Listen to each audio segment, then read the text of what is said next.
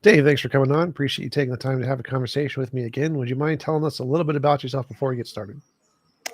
Okay. Well, I've been a researcher and also an author for the last 18 years since 9/11.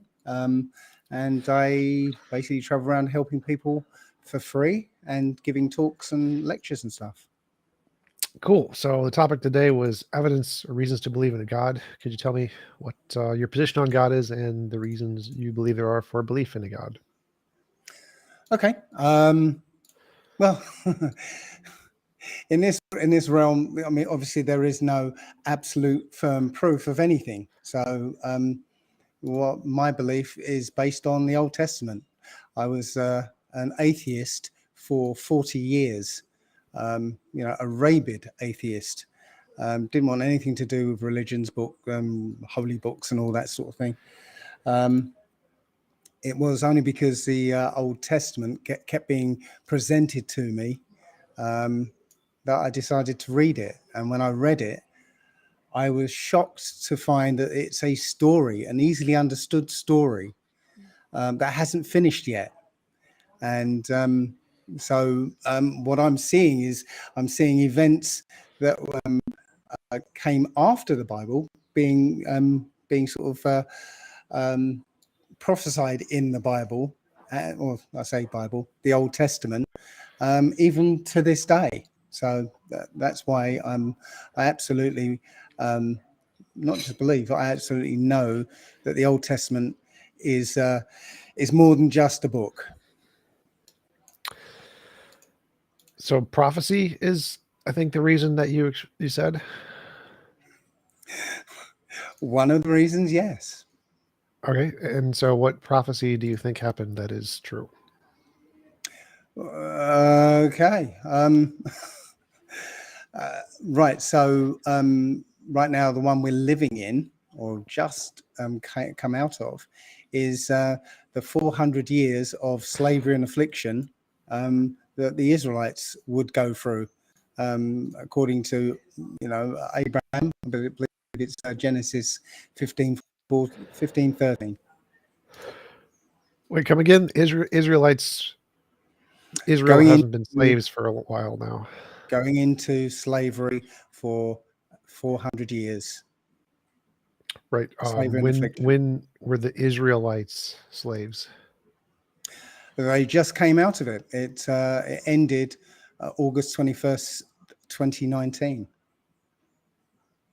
I don't recall Israel being slaves. I'm lost on the conversation right now. Well, who do you think Israel is? The Israelis? People in Israel? The Jews? Absolutely not. Absolutely not. That's why they call themselves Israelis, not Israelites. Yeah, that's why they call themselves Jews, not Judites or Yehudites. That's why they call themselves. That's why they say they're Semites, not Shemites. Word magic. Word magic. I think that typically today we change the usage of the words to be more general, and so we don't use these ites anymore. It's word magic. Really, we're not American ites. No, it's word magic because well, I'm just to clarify, when you say word, I just want to clarify, when you say word magic, do you mean like literal magic, or is this just word magic? Is literally changing somebody's perspective with the use of words. Yeah, and just with the use of words, it makes you believe that these people are the people of the Old Testament. They're not. Even their own scholars will tell you they're not. They're converts to a religion that they created in the 9th century called Judaism, which never existed before. So Israelites are a group of Semitic-speaking tribes in the ancient Near East who, during the Iron Age, inhabited the part of Canaan. Crying out loud! You're not going back to Google, are you? Well, I'm not sure why Google is wrong on this one. Like, why would Google be wrong on this one? Okay, no, you're right. Google's always right, and you can base your whole life on that. Well, this part's like the Bible says this. Every single ancient text says this. I'm not sure which part you think is wrong about this. Like what? Well, in this case, it's a bunch of people claiming an ancestry is not true. Based on what? Okay, based on their own scholarship, who say that these are Khazarians who converted in the 9th century. Again, I have no idea what you're talking about. Israelites just means people who lived in that region and were born in that region. That's about all it means. And so were people No, it born actually in... means no. What? It's not. It's got nothing to do with a region. It's got to do with a bloodline. People who are descendants of Jacob in the Old Testament. Yes, and where did those people live? Well, supposedly in the area which was the land of Canaan, which is now Israel. Yeah. It's got nothing to do with those people who are not blood descendants of Jacob. Yes. So where are the blood descendants of Attila the Hun? Like in China, right? He had Probably kids. Hungary and yeah, but so what's Attila the Hun got to do with it? So the way blood descendants work is that you lived in a place and you had kids and they lived in that place and they had kids and they lived in that place, and then they spread out, but they still live in the place. So there's going to be Israelites in Israel still, because it's how lineages work. Well, then you haven't read the Old Testament, which tells you that there've been like half of the kingdom was taken out of that region by the Assyrians, and they never returned. Okay. Sorry, that's what happened. Israel, right? Because the land of Canaan was separated into two parts: Israel, the northern kingdom, and Judah, the southern kingdom. Right, Israel were taken away by the Assyrians. They never returned. Okay, well, so do you can have look any it up yourself? Maybe you can look it up on Google. we could try, but do you have any prophecies that are actually confirmable by science and actual historians that we can confirm, that are not like ridiculous history stuff? Okay, well, no, I'm sticking with this, because this is one that is provable, right? Just by looking. You can laugh. It's If you pretty want to funny. laugh, I mean, I'm telling you stuff here. You can either listen or laugh. Okay, well, I can do both. They're not mutually Okay. exclusive.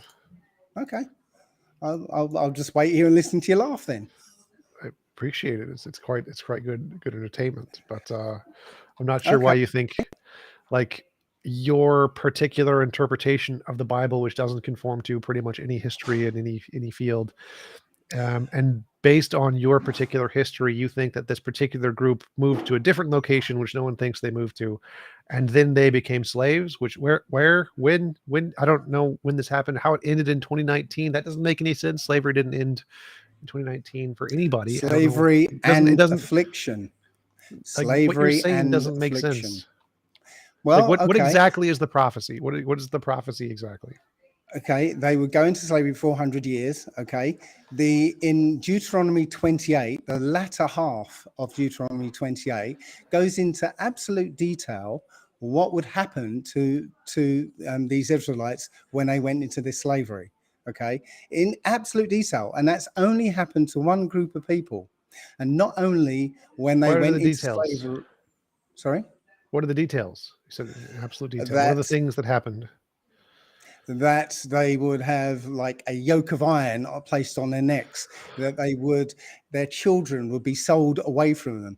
They would marry somebody and not be able to lie with her. They would gather grapes but not be able to. It literally goes into detail what happened in America, right, over the last 400 years. America, oh boy. And well, so just to clarify, happened? all the things you listed are in all slavery. All slavery has that. So No. I'm not sure What slavery? Do you tell me which slave you're referring to? The Barbary slave trade, the Scottish slave trade, the Irish slave trade. Hang on, Scottish slave trade? Yeah. Did you know that Scottish were slaves of the English, and people they would marry, you wouldn't be able to lie with them because there's prima nocta was a principle of the English being able to take the wife. So but yeah, did you know that the Scottish and Irish were black people, and they were the same nation? What? Mm-hmm. Wait, when were the Scottish and Irish red-haired people black? I don't recall this in my history books. Well, that's not what I said, was it? I didn't say when Uh, these red-headed people were black. No, they weren't black, right? What actually happened? If you want to know, I'll sure. tell you if you want to know, right? Okay, Yes. so let's stick with Ireland. Okay, Ireland. the Yes. Irish came about for people called the Iber or Hyber or Heber or whatever. Are you just saying like we all originated from Africa? So I agree with that. No, that's not what I'm saying. They were Okay. called the Iber. It's the same word as Ibu and a few other tribes in Africa, but it's the same word. It means Hebrew. Okay, so the Iber moved across southern Europe, and they in a place that they named after themselves. Okay, they called it the Iberian Peninsula, which is Spain and okay, that's where it comes from, right? All right. Then a few of them moved away from the Iberian Peninsula to another land they founded, okay, which again they named after themselves, Hibernia, which is Ireland, means land of the Hebrews, okay. Some moved on further from that, founded another country, and the only place name that survives is Hebrides, yeah. I have Iberia, no idea. I have no Hibernia, idea what you're saying right Hebrides. now. I don't follow. I'm talking about a movement of people Okay. and how you can track them through the place names, which in the past, the convention was to name a place after the people that lived there. Okay. So you can follow these people by just looking at the place names. And I'm showing you how they went through Spain to Ireland to Scotland. Okay. But let's stick with the Irish. All right. So the Irish were a black people. Right. Now, when the last black king was deposed from Britain, okay, Charles II, right? Wait, what? He was a black king. Charles II was Yes, black. his nickname when he was born was the Black Boy. Okay, and no, you're not going to find it on Google because He looks very. it His pictures are very white for a black man. He is very, indeed very, all the very white pictures looking. you'll find out that Thomas Cromwell destroyed 97% of the artwork and He was manuscripts and Italian. stuff. So Italian Sorry? grandmother. Charles II. He was Italian, so he's white. No, I'm afraid. Anyway, this guy, he was What? called the Black What? Boy, right? And Yes, on his wanted poster, he was described as black, which was not his race. not only that, if you find a book called The Secret Service, the Memoirs of the Secret Services of John Mackey, right? You'll find, and John Mackey was a spy for William of Orange, and his job was to make an inventory of the noblemen of Great Britain. Okay, so he described all the noblemen in detail, and you'll find that the sons of Charles II were also described as black people. And some of them, it said, almost as black as their father, King Charles II. Well, So so do you think this is more likely because people back then were racist and used black as a derogatory term, or do you think he was no, actually?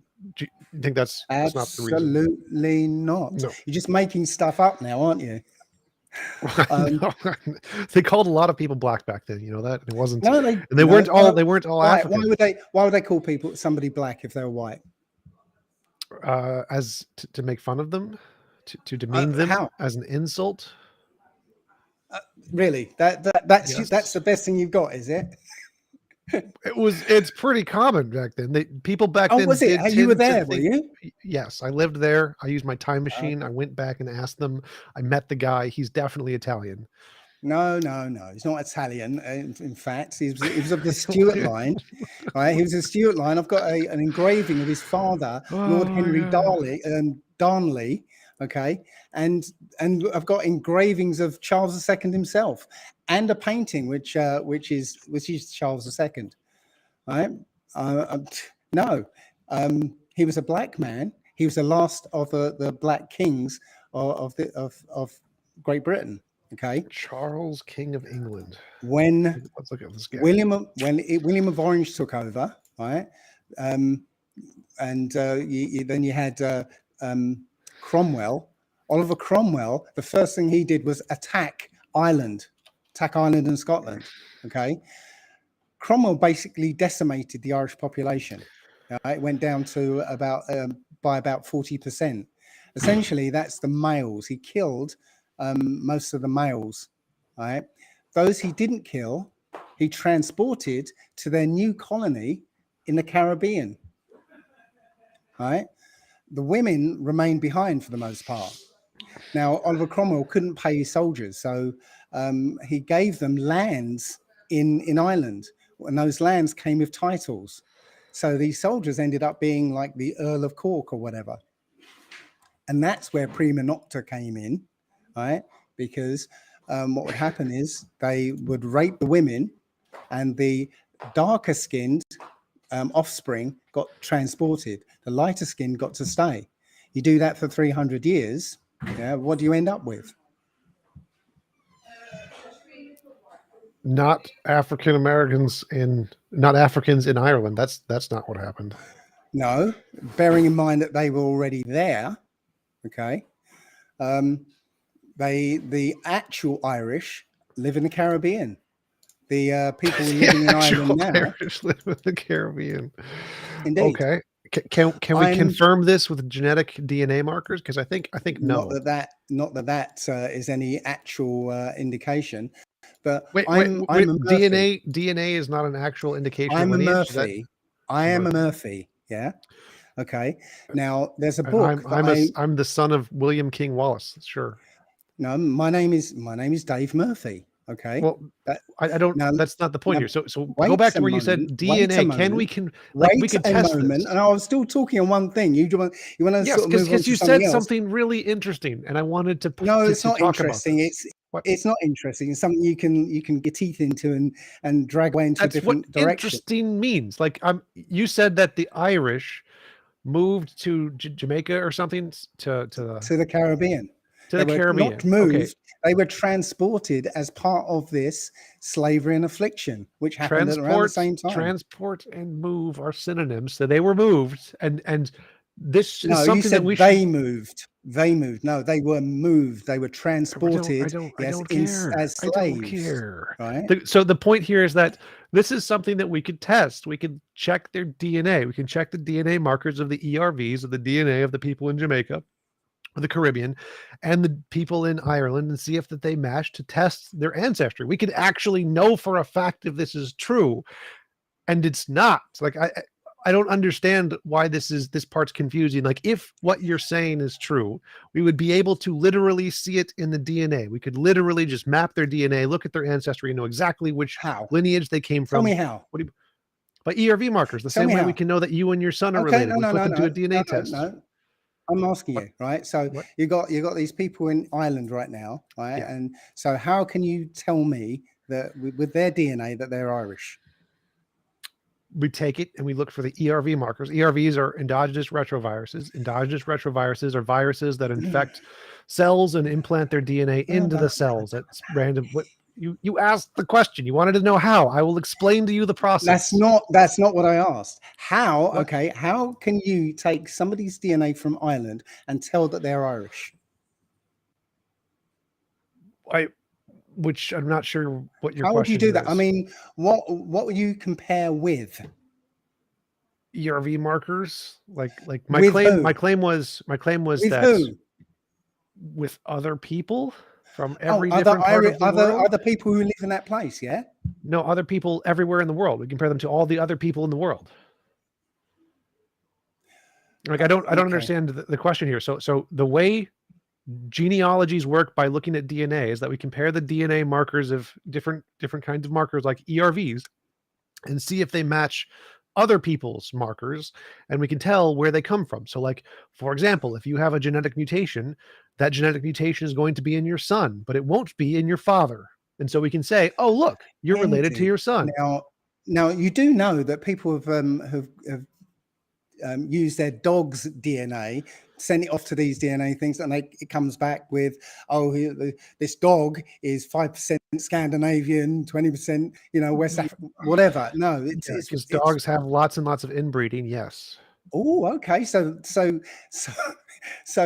you can tell, or these tests can't tell if it's a human or no, they can or a dog. 100%. They can 100% tell if it's a human or dog. That part's easy. Then why have people actually done this and got results for their dog's DNA? Because they're dumb.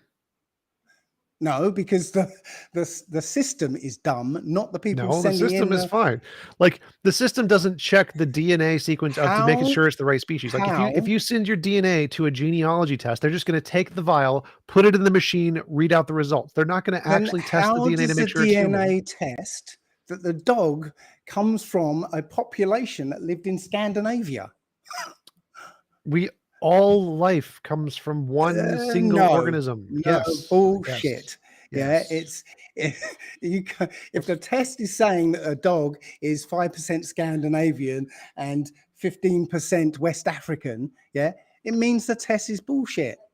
No, that doesn't mean that at all. It means that the test gives weird results for things it wasn't meant for. Congratulations. If you try to weigh a foot, you're going to get some weird results. It's not going to work. If you try to do the square root of a pork chop, you're going to get some weird results. Doesn't mean that the test is broken. Square roots work just fine.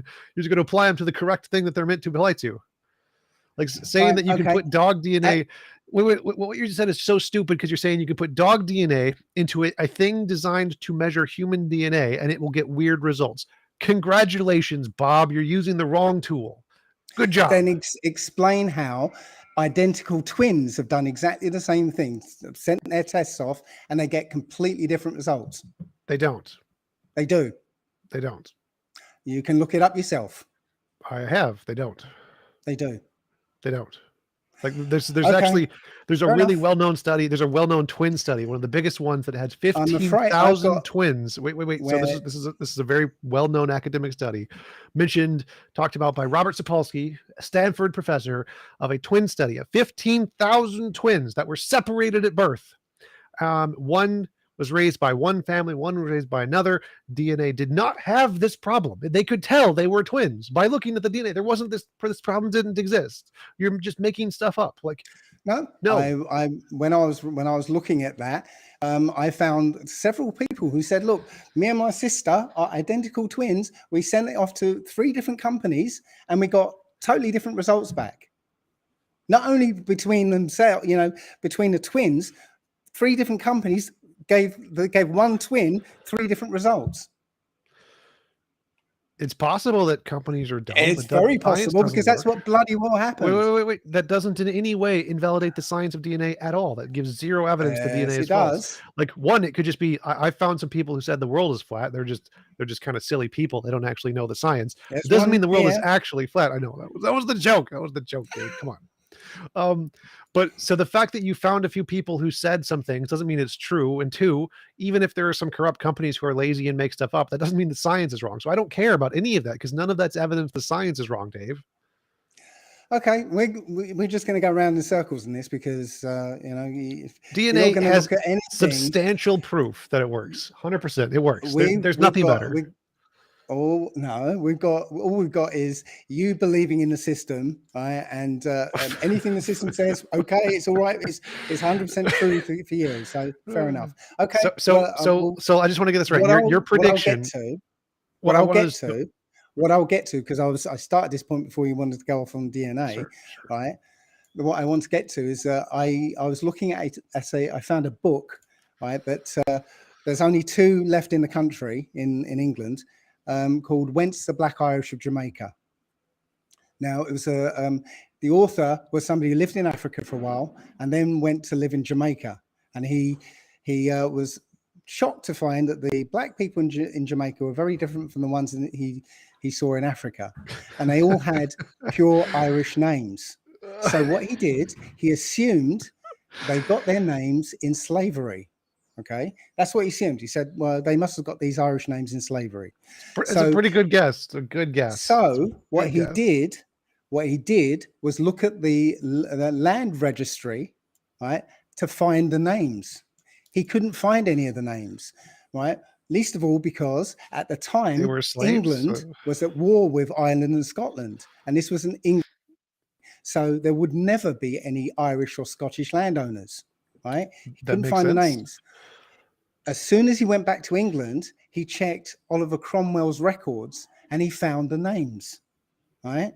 So Oliver Cromwell basically decimated half the population of Ireland. Those he didn't kill, he transported over to the Caribbean, which is where they are today, which is where I got my name from. That makes zero sense. I'm But sorry. we can just grant that. What So do you let's mean say it makes that 0 sense? What doesn't make sense about that? the fact that it doesn't align with any of the empirical data that we can test. So like you're saying, you've made What this empirical prediction. data? Sorry, what empirical data? DNA genealogy data that we can actually test. That's a good Have one. have you good one. tested the DNA of these people? No, you haven't done the actual test, right? So it's not empirical evidence. Right. It's just stuff you're making up right now. Did you, Dave? Were you there when Oliver No, Cromwell I'm moved half looking the at Africans? No, I'm no, you looking didn't. at No, you didn't. historical evidence. Great. And I'm I'm looking at looking at empirical historical scientific evidence. evidence. I'm looking at the real stuff. Well, yeah, but you haven't got it. You're just making it up. You're saying, well, if we did, that's what we'd find. No, you haven't done it yet, so you can't rely Yes, we on have. it. We've can done you? genealogy tests of everyone in the world, of like all countries. Like, I don't know what you're talking about. And I'm trying to tell you that you're trying to say you can tell where somebody's from just by looking at their DNA. You Yes. can't. You cannot, because DNA has got no respect for where somebody lived. So I don't think you understand how DNA works. Right. Well, again, we're let's not get go round and round in circles on this, because you just you've got this idea, you're like a terrier, going to keep on with it because you think you're right. Yes, because it's hard evidence. And so you say that the Bible, God is real. Wait. So your argument was God is real because prophecies are true, and the prophecy that we're talking about is that African Americans ended slavery, and because Africans aren't, or no, Israelites ended slavery because, and Israelites are not the real Israelites, not the real Israel. No, it's a different one that doesn't have any genetic markers whatsoever. So all of the genetic markers, which are used to confirm pretty much everything from criminal data to genealogies, to identify anybody from the world, to identify viruses, like everything that works in every biological field. No, that's all wrong. And so the prediction, if you want to stick on that, if you want to stick on that with was like, so it seems like your argument that the prophecies work are contingent on all biology being wrong. DNA is wrong. I never said that. I know. This is like a question. I'm trying to like understand your position. So it seems to me like for your prophecy to be true, that Israelites ended slavery, and the Israelites are actually not Israelites. They're like African Americans, I'm guessing. Well, for African Americans to be the true Israelites, based on your assessment of how they moved through cities and towns and things, we would be able to know that based off of their genealogy. We would see the genetic markers of the differences of this people, because they would have similar genetic markers as other people in those time periods of wherever they moved, because that's how genes work. If somebody has a genetic mutation, what? E1B1A. What about it? That is a genetic marker for the Israelites. You'll also find that the Lemba tribe of West Africa, right, have been accepted as the Kohanim, the tribe of Levi, based on what? Even by the Jewish people. They've done it, not me. I don't care. They don't scientists. I don't care. Their scientists have done this. Not, Joe Bloggs didn't go down. What if their scientists have done? Oh, for crying out loud! I mean, you're the one who wants to stick on DNA. I'm just telling you, right? It's not just DNA. Another example, right? When the Israelites were so I can find no academic papers. One second. I can find no academic papers referencing E1B1A as Israelite DNA. None of them. So it seems to be just a crackpot theory people have. There's Fair enough. I don't see Fair any enough. academic Okay. papers on this. All right, you're not going to, right? But all right. Another Well, piece of evidence. Another that would piece be of the way it was evidence. confirmed, right? Like if Another this was piece of actually evidence. Israelite DNA, we'd see it in the papers, right? That would be the But thing. we're in a system, right, where none of us can trust what we call science. Okay, we can't.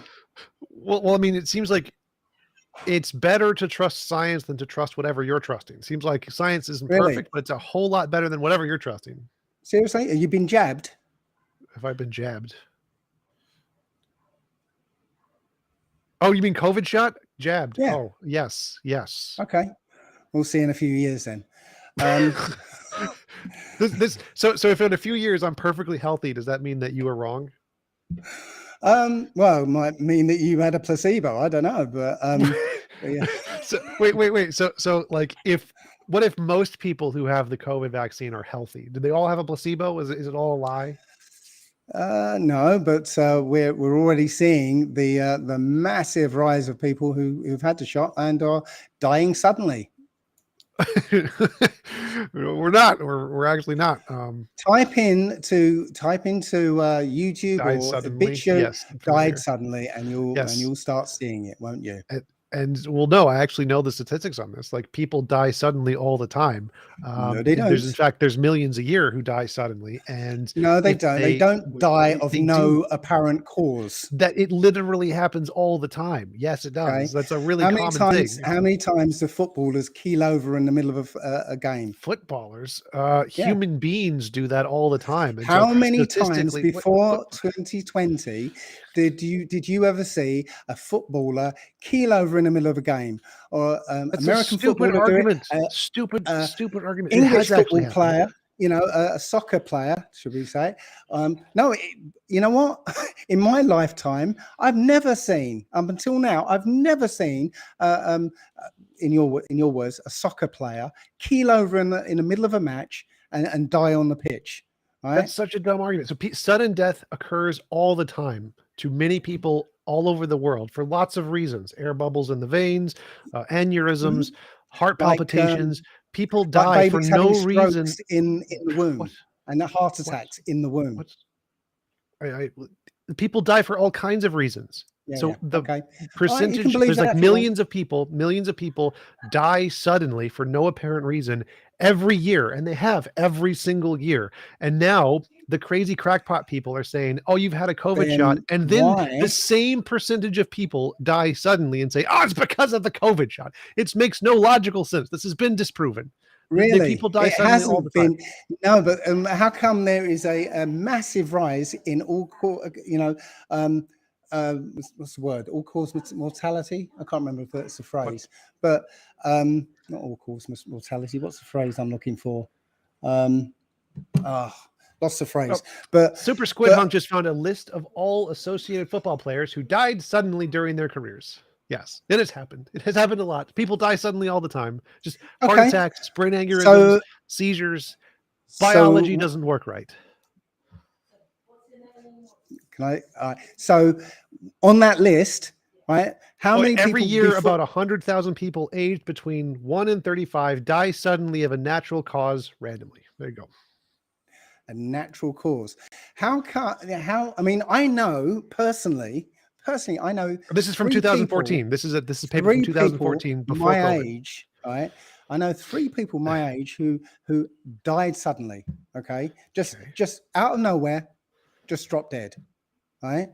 Okay. Most of the people I know somebody in their family or friends who's just suddenly dropped dead.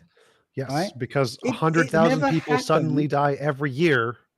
Yes. Oh yeah, which is why now we've got defibrillators in schools, and we've got defibrillators popping up all over the place. In England, sorry, you're not in England, yeah.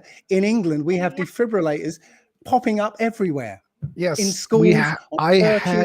I had a defibrillator in my high school when I was in high school. Yes, that's typically a thing to keep people alive. Really? Defibrillators shock the heart to make it keep going. We in England, I don't know about America, but when I was in America, there were no defibrillators in our schools. I'm 34. This was 2007 when I graduated. We had a defibrillator in our high school to try to keep people alive in case of emergencies. It doesn't mean that it happened. I don't think we ever used it. I was in America. I was in America from 97 to 2010. Yeah.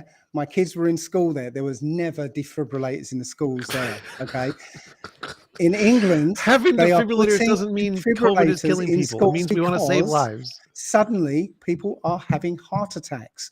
People are having strokes suddenly. People are having blood clots that are killing them.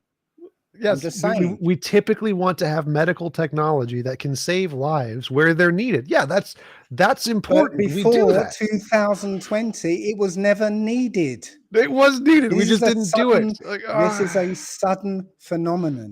Right? oh my Is this how you live your Oh life? my Just God. contrary to everything that comes wrong. Oh no, I can explain that. I can explain that. Basic logic. Yes. Typically when confronted with some silly claim, I use basic logic to say, here's why that silly claim is incorrect. No, Yes. you use basic logic and Google. Well, this one isn't what I need to Google.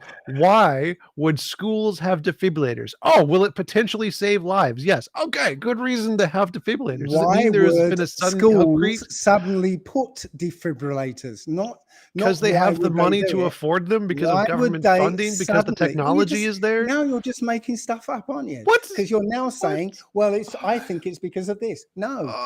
Suddenly, children do you want me to Google are this one for starting you? to die. Why Children are did starting to die, right, where they never did before like that. all the Right? time? They died more in the past. They died less now.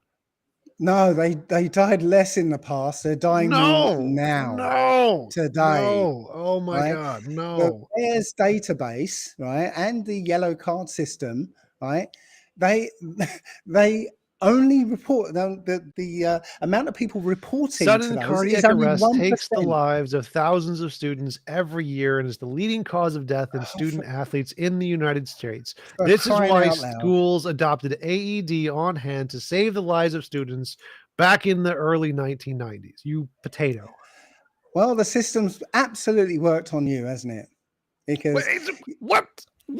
Like, do we need to like interview some parents of kids who died back in the 1990s? you might want to look at the interview of, I can't remember her name, Susan Ward.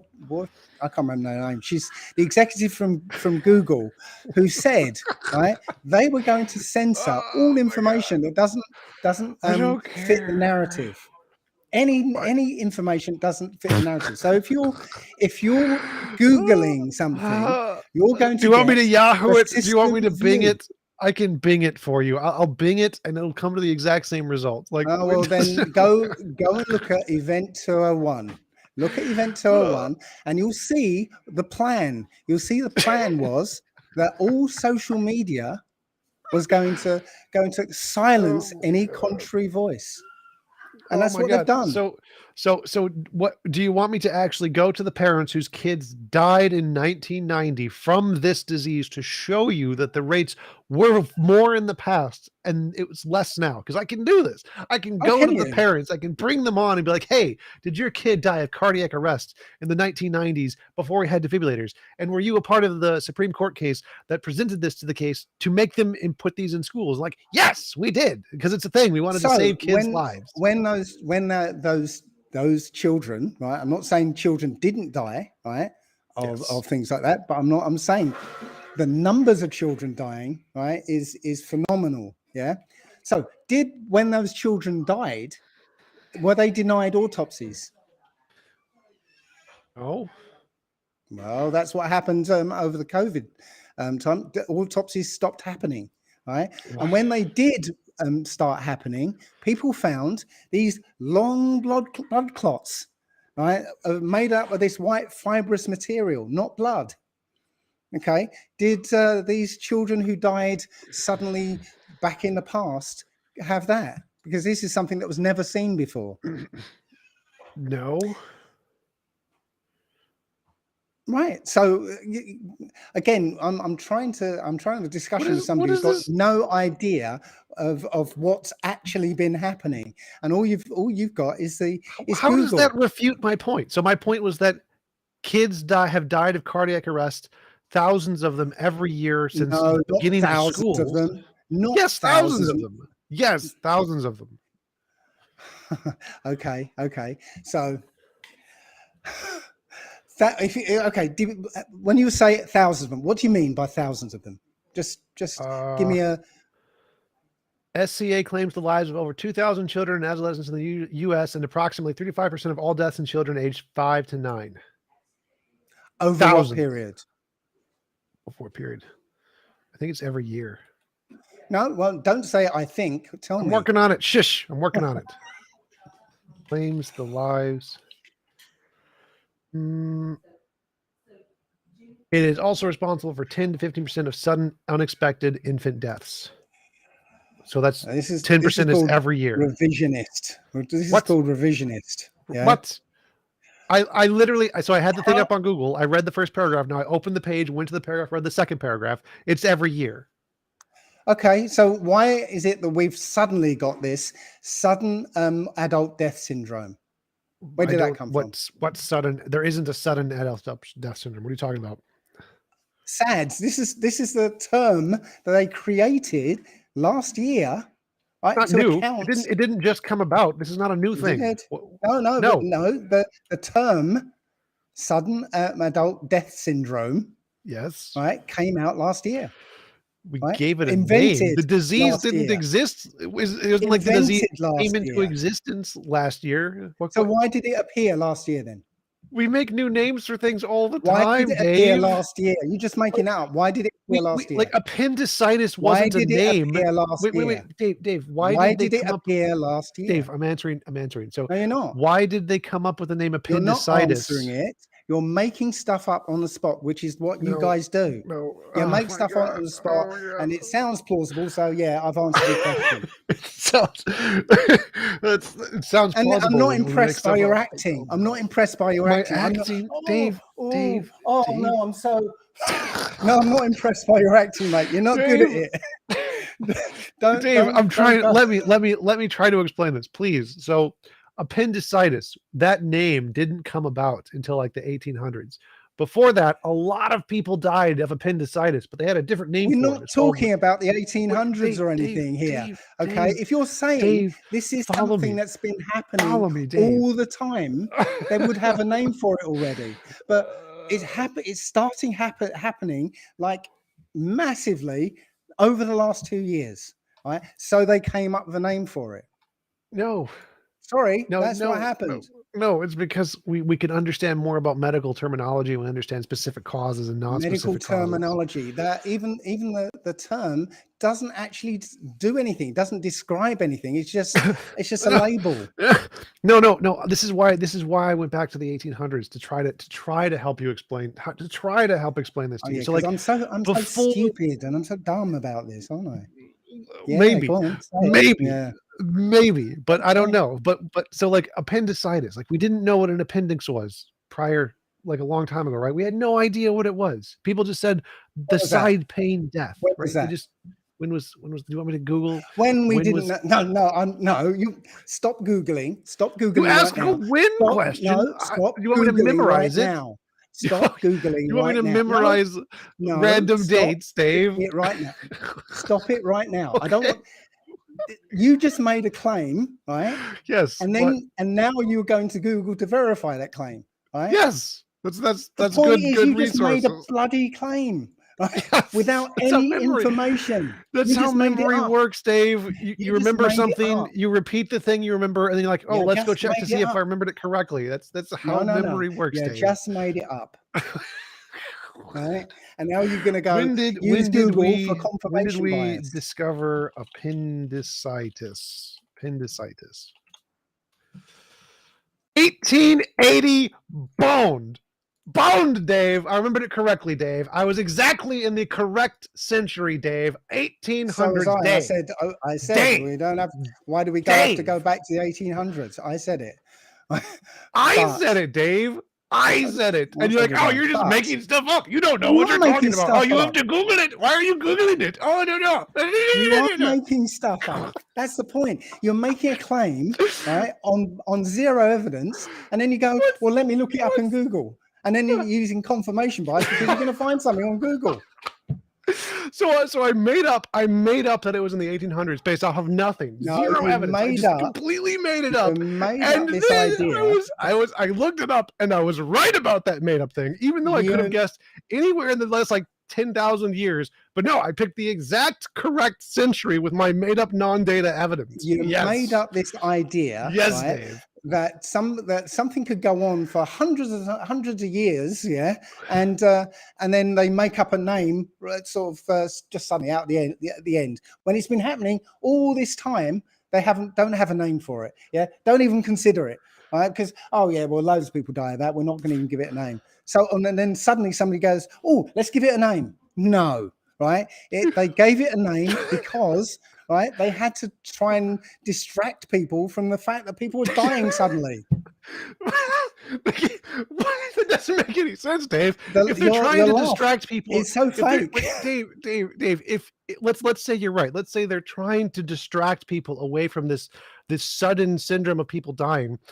They wouldn't give it a name for people to use to call the specific thing they're trying to hide. If they're trying to hide it, they wouldn't give it a name, Dave. That doesn't make sense. You don't understand the psychology, do you? Just because you don't understand doesn't mean that it's not so.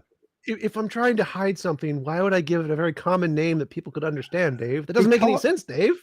Because it fools people like you. If they give it a name, then it's psychology. If they give it a name like that, then they can say, well, yeah, we know it. We've known about this a long time. We know this. We know this. We know this. Because it's got a name, obviously. No, I'm so sorry, dude. So the reason they gave it a name was specifically to hide the fact that people just started suddenly dying of this today. Distract people from it, right? That it's not because of a vaccine. It's something we've always had. That's how it works. There are new cases of people dying for new reasons that happen all the time. Like cigarette deaths are a new thing. Like they didn't exist prior to cigarettes. So we happily admit if there is a new kind of way people die all the time. There's no problem we have here. Car deaths didn't exist before cars. We know this. We just come out of a period where if somebody got knocked down by a bus, right, and after they died, they were tested for COVID-19. They died of COVID-19. Anything somebody had was, that's COVID. It's COVID. But we're now in a time where loads of people are taking these vaccines and starting to die left, right, and center, and nobody's allowed to talk about it. The media isn't saying anything about it. They won't even go anywhere near the idea that, well, it could be the vaccine. They're saying, oh, we're baffled. Everyone's baffled. We don't know why people are dying suddenly like this. Doctors are baffled. You know, the scientists are baffled. Yeah, the NHS is baffled. Yeah, we're not baffled. We knew it was coming. What? So I'm just looking at the SADS data. About 200,000 Americans die from sudden cardiac arrest. 4,000 children each year. Well, I thought you didn't know what it was. Oh, now you know. Oh. What? A minute ago, you didn't know what SADS was. What? No, I did know what it was. No, you just said to me you didn't know what it was. I did. What are you talking about?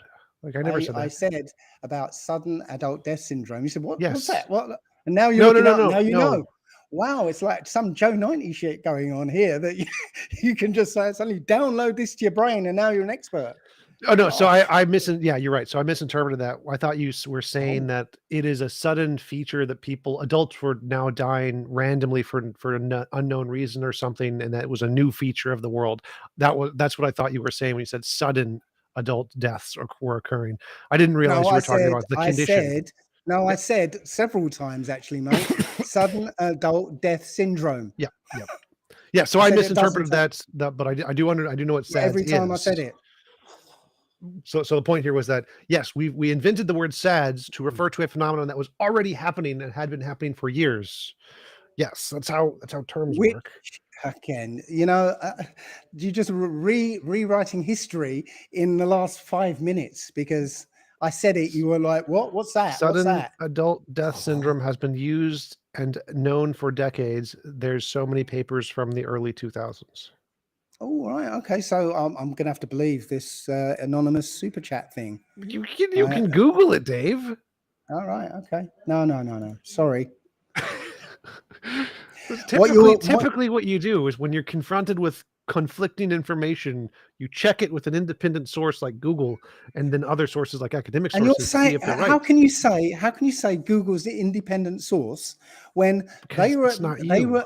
they were at Event 201 actually saying that they were going to restrict information to trusted sources, their trusted sources, right? They were going to censor all information. So that's why you don't see any conflicting information on Google or the mainstream media. What are you Or talking about?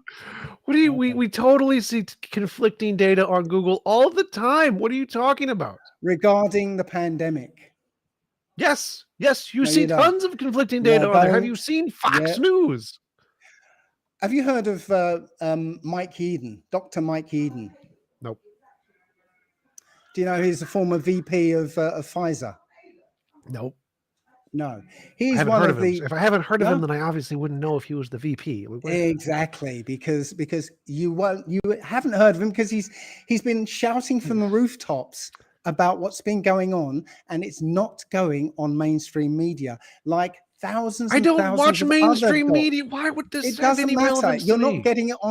You're not getting on social media either, unless you are looking for it. Right? Well, If you're so not looking for it, there's a prominent Republican anti-COVID doctor. I forget his name now, but my parents Republican. watch him all the time, Okay. and he's very, very well known.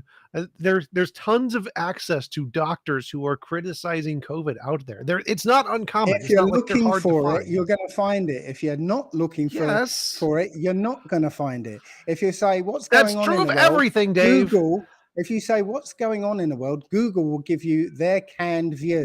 Yeah, that's it. Right, and it won't Who be. asks Google what's going on in the world? Hello. That's It won't be. what? If you're not watching mainstream media and you're going to Google for news or any of these sites that belong to or went to the Event 201 or the other Okay, how about scientific journals, societies. Dave? I use scientific journals. Which ones were those were Inventor One? Sorry? Which of What the scientific? scientific journals were at Ventor One? Because that's what I Okay. use. I use Then scientific journals, Dave. okay, then look in your scientific journals and show me where COVID-19 or SARS-CoV-2 was isolated and purified. Go and What? find that for me. Because Isolated where? Like you want the isolated and purified. do you want the location or the No, people who did I the want the study? evidence that it has been done. What do you mean purified? You can't purify a virus. In order to characterize a virus, right, you have to isolate it, right? You have to say, there it is, that's it. Okay. I want you to find where it's been isolated. Oh, like the DNA markers? Yeah, where it's been isolated in its entirety. So they would have got it from I don't know a what you mean in symptomatic. entirety. They got a sample from So a I'm at the symptomatic. NCBI SARS-CoV-2 literature. Which one do you want? I got a bunch of them. Anyone that shows that it's been SARS-CoV-2 next generation sequencing. Here we go. Genetic sequencing of SARS-CoV-2 clinical Oxford. Genetic sequencing of SARS-CoV-2, a different Oxford paper, another Oxford paper. Genomic sequencing of SARS-CoV-2, Oxford. Do you know what the phrase in silico means? In silico? No. What does it mean? Oh, no, use Google. Why should I tell you? You've got the fonts of all wisdom here. So what does it mean? I'll Google. Okay, in silico definition. All right, here we go. Of scientific experiments or research conducted or produced by means of computer modeling or computer simulation. That's where the actual virus was created, in silico. They started with a small. What does that have to do with the papers I just listed? Like none of these say in silico on them. None of them. Nobody has isolated this virus. Nobody. They genetic sequencing of SARS-CoV-2 clinical trials right here, Oxford Nanopore. They created it from what? They created it from a computer. They designed it on a computer. That's it. This is a paper sequencing the DNA of the. This is what you asked for. Literally, what you asked for. This from Oxford. What date does it have on it? By the way. What date does it have on it? Show abstract. Let's see. I can't find the date. What a surprise. That's not an important factor here. Full summary. Oh, there it's over here. I don't know where the date is. It's too much information. Okay, in the beginning of all this, we were sending out freedom of information requests to all the health agencies in the UK, right? The British government, everyone who would have had a stake in this COVID thing, we were sending these freedom of information requests. We said, where has COVID, SARS-CoV-2 been purified and isolated and purified? Where? And most of them said we don't have that information. Right? Even Public Health England, who are behind pushing all these measures, right? No, we don't have that information. There's what one information? place. Oh, found it. 2023-01-12. This is paper was published. 2023. Oh, so yes. After the fact. You didn't say before. Like obviously they couldn't take the genetic sequence before COVID came out. What? Well, hang on a minute. This is just the newest one. You want me to go back to the oldest one? Hello. Yeah, what? They said that there was a virus. They at the time when it was happening, they had no evidence there was a virus. What? None. Zero. Oh my god. So I'm getting very frustrated as well. Yes, because what you're saying is so painfully dumb. Like if you can literally see a virus. You don't need to see the DNA to see it's a virus. You can see a virus. Viruses are visible. Yes. So let me get my notepad. So is this virus in the room with you right now? Probably. Tell me about your mother. What? Let's can you see these viruses now? See a virus? No, I cannot. I don't have a telescope. So viruses can be seen under an electron microscope. Yes, you can see them. You can literally see them. You've got an electron microscope there, have you? No, I don't see them right now. Well, I don't need to see them, but you can see them. So I don't understand. Like if you can literally see the virus, you can tell it's a virus because you can see it. Had purified all the way through COVID. Nobody had isolated and purified.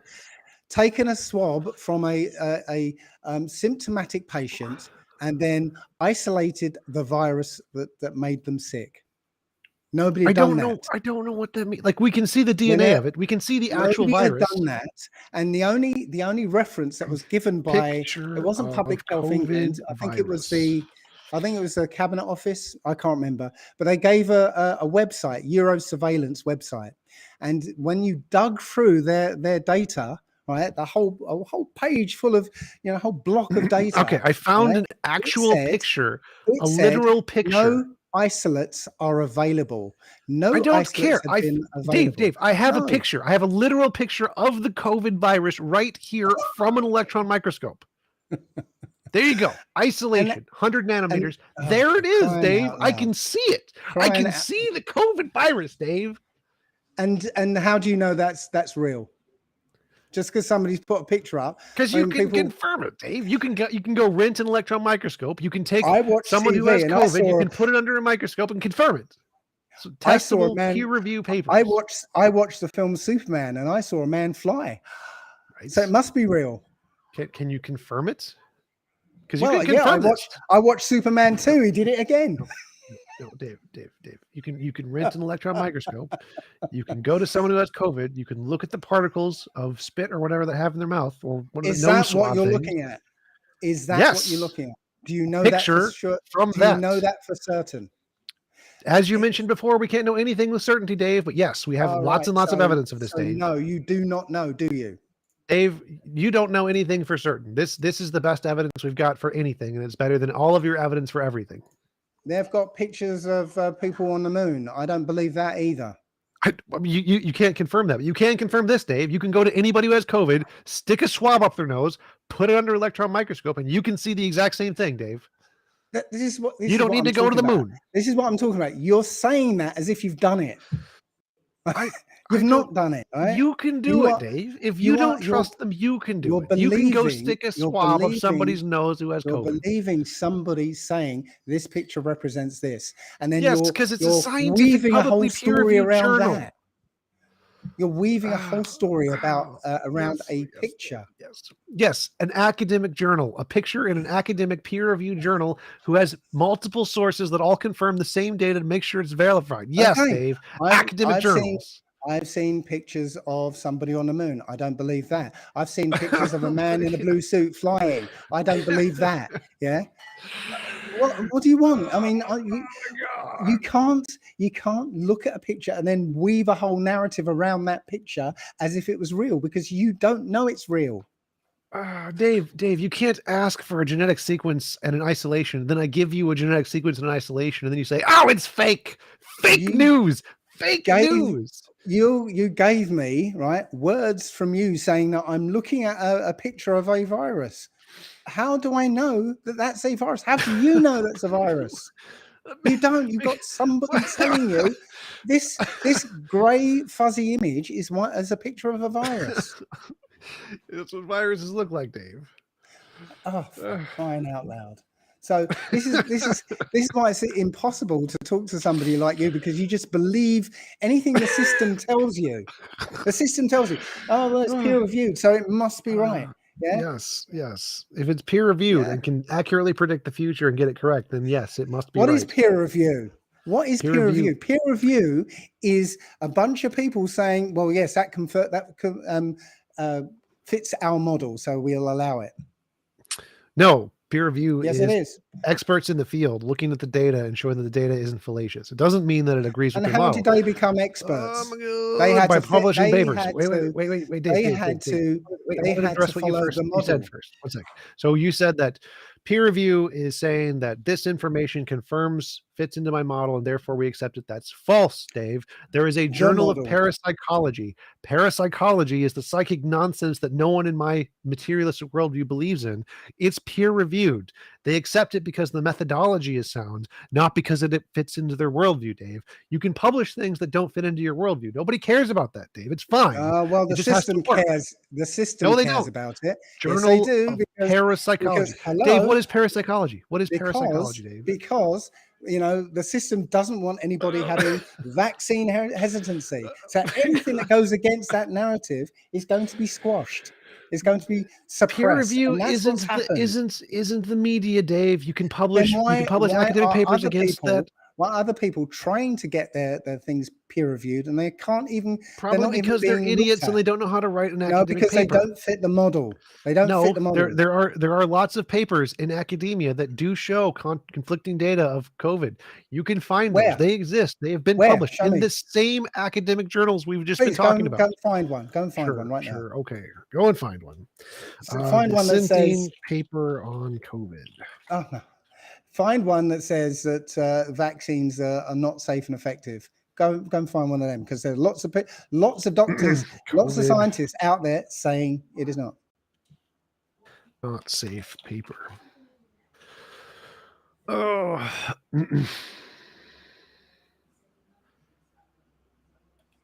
Vaccines journal reacts to controversial paper after editorial board member quits. So here's one of the papers. This is a paper submitted to a journal specifically saying that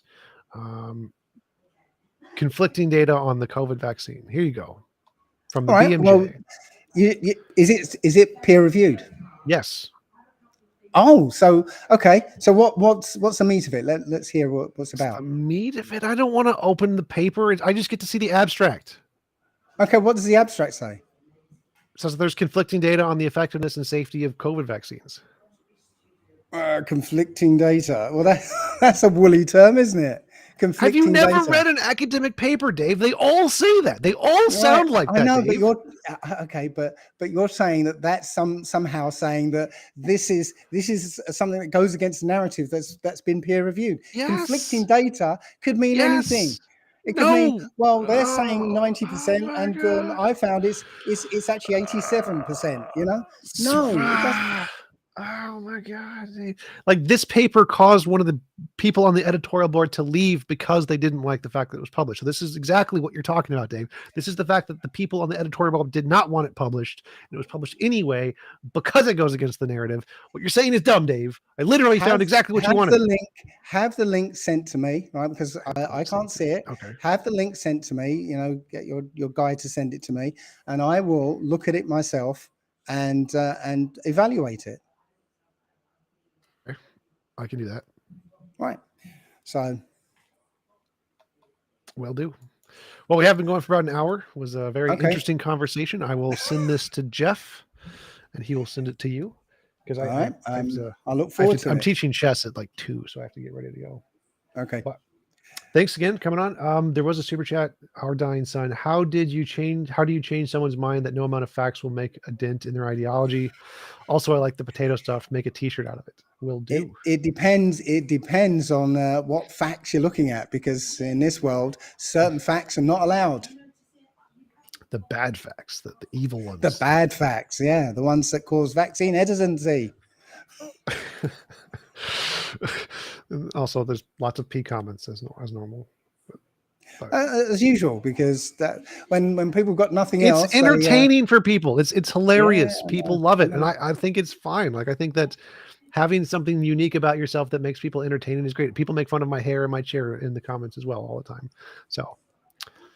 Thanks again for coming on, Dave. They don't talk about your grandma's basement then.